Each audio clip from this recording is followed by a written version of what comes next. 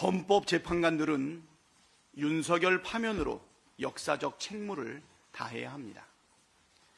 헌법재판소가 아직도 내란숙의 윤석열 탄핵 심판 선고기일 지정을 하지 않았습니다. 헌법재판소가 왜 이렇게 시간을 끄는지 도저히 납득할 수 없습니다. 매우 유감입니다. 윤석열의 헌법 유린 행위는 모든 국민이 생중계로 목도한 사안입니다. 쟁점이 단순하고 모든 쟁점이 위헌, 위법하다는 게 명확합니다. 헌법에 따른 결론은 파면밖에 없습니다. 다른 결론을 창조해내는 일은 있을 수도 없고 있어서도 안 됩니다. 민주공화국 대한민국의 파멸을 부르기 때문입니다. 1905년에 나라를 팔아먹었던 을사오적이 있었습니다. 공교롭게도 올해도 을사년입니다. 헌법재판소 재판관들의 결정에 나라의 운명이 좌우됩니다. 윤석열 파면이 아니라 나라를 파멸로 이끌 결정을 내린다면 신을사오적으로 역사의 오명을 남길 것입니다. 한덕수 총리와 최상목 부총리는 헌정질서 붕괴 책임을 져야 합니다. 대한민국이 직면한 최대의 위기는 헌정질서 붕괴 위기입니다. 헌정질서 보고는 대한민국의 존폐가 걸린 중차대한 과제입니다. 헌정질서가 무너진 나라는 정상적으로 유지될 수 없고 국민의 생명과 안전도 보장받을 수 없습니다. 처음 권한대행이 된 한덕수 총리가 헌법에 따라 국회 추천 3인의 헌법재판관을 곧바로 임명했다면 내란숙에는 진작 파면되고 헌정질서는 복원되었을 것입니다. 그러나 한덕수 총리는 이를 노골적으로 거부했고 지금도 고의로 헌법재판소의 결정을 이행하지 않고 있습니다. 자신에 대한 탄핵 기각 결정을 수용하면서 마은혁을 임명하라는 결정은 따르지 않는 이중적 태도입니다. 국회 제1당의 원내대표인 제가 위헌 상황 해소를 위해 여러 차례 회동을 제안했지만 응하지 않았습니다.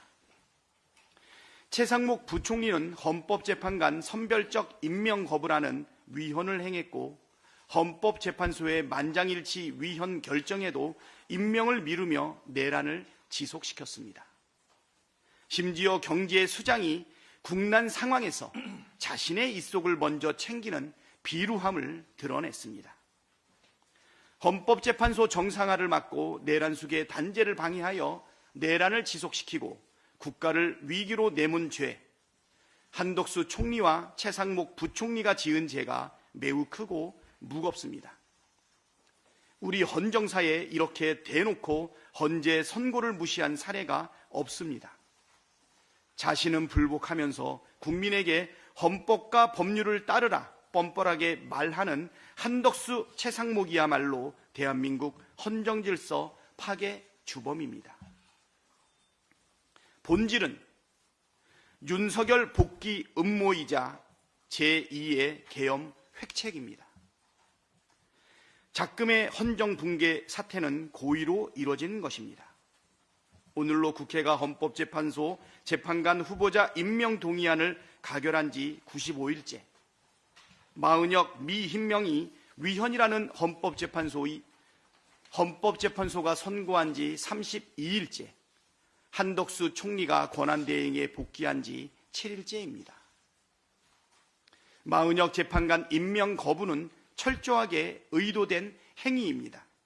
문영배, 이미선 재판관의 임기가 만료되는 4월 18일까지 마은혁 재판관 임명을 고의로 지연해 헌법재판소를 무력화시키겠다는 속셈입니다.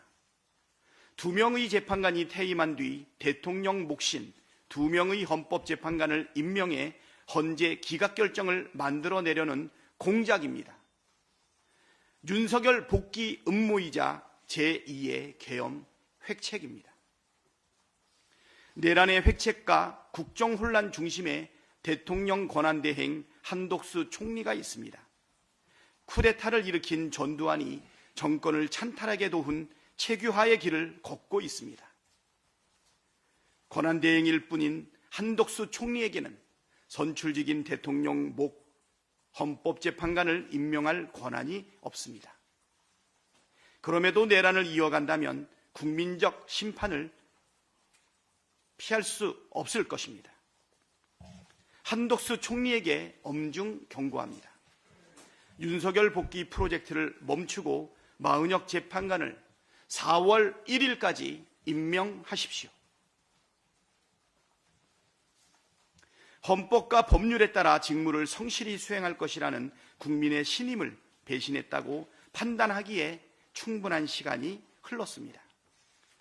한덕수 총리가 4월 1일까지 헌법 수호 책무를 이행하지 않는다면 민주당은 중대한 결심을 할 것입니다. 헌법기관인 국회는 헌정질서를 수호할 책무가 있습니다. 민주당은 이를 위해 주어진 모든 권한을 다 행사하겠습니다. 이상입니다.